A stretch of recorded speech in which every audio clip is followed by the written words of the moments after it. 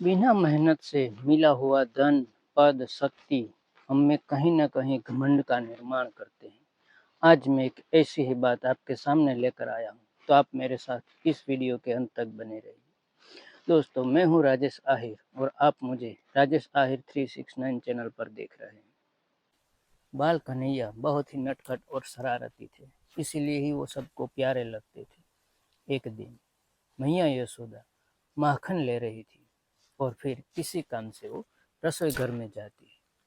तब कन्हैया माखन खाने लगते हैं और बाकी का माखन बंदरों को खिलाते हैं।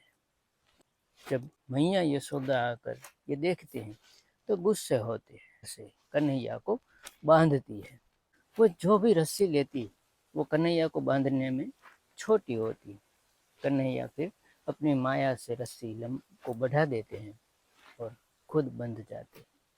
फिर मैया यशोदा कन्हैया को एक उखल के साथ बांध देते हैं, फिर अपने काम में लग जाती है। कन्हैया धीरे धीरे खेलते खेलते उखल को अपने साथ घसीटते जाते हैं और प्रांगण में चले जाते हैं।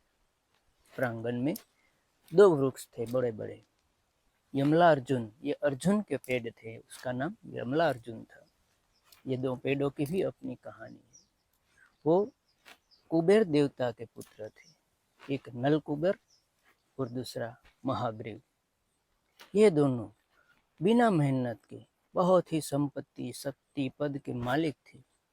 एक दिन सुबह सुबह मंदाकिनी नदी के तट से नारद जी पसार हो रहे थे और नारायण नारायण का जाप कर रहे थे। उसी समय ये दोनों कुबेर पुत्र और उसके साथ स्त्रियां वो नदी में स्नान कर रही थी और बहुत ही क्रीडाएं कर रहे थे। नारद जी सब यहाँ से पसार होते हैं और ये देखते हैं तो स्त्रियां शर्म के मारे लज्जित हो जाती है और अपने आप को वस्त्रों में छुपाने लगती है।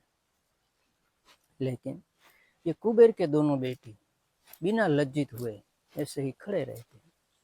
उसे देखकर नारद जी उन दोनों पर गुस्से होते हैं और उसे श्राप देते हैं, जैसे तुम बिना संस्कार के, बिना लज्जित हुए मेरे सामने खड़े हो, ऐसे ही तुम पेड़ बन जाओ।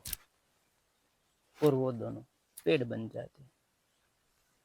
नारद जी का श्राप सुनकर नलकुबर और महाग्रीव का सारा नशा उतर जाता है और वो नारद जी के पांव छूकर माफी मांगते हैं। लेकिन श्राप बदला नहीं जा सकता, इसलिए नारद जी उसे कहते हैं कि देवताओं के 100 साल के बाद भगवान विष्णु का इस पृथ्वी पर जन्म होगा और वो आपको इस श्राप से मुक्त करेंगे और तब तक आप वृक्ष योनि में गोकुल में जाकर अपने भक्ति करो। आज यही दो यमल अर्जुन वृक्ष कृष्ण खेल रहे थे। खेलते खेलते वो उखल ये दोनों वृक्षों के बीच में आ जाता है और निकल नहीं पाता। कन्हैया थोड़ा और जोर लगाते हैं और दोनों ही पेड़ गिर जाते हैं। पेड़ गिरते ही उसमें से नलकुबर और महाग्रीव प्रकट होते हैं और वो भगवान से मिलने की खुशी प्रकट करते हैं और वो मोक्ष चले जाते हैं।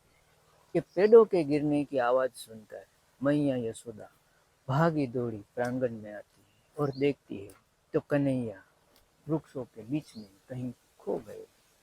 धीरे धीरे उसमें से कृष्ण को बाहर निकालती है और वो सही सलामत देखकर बेहद खुश होते हैं।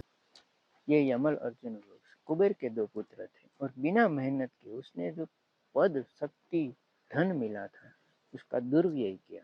उसका परिणाम कई सालों तक उसने भोगा। हमें भी हमारा धन, हमारे पास जो पद है, हमें जो शक्तियां हैं, उसका उपयोग दूसरों की भलाई के लिए करना चाहिए, नहीं कि किसी की बुराई के लिए।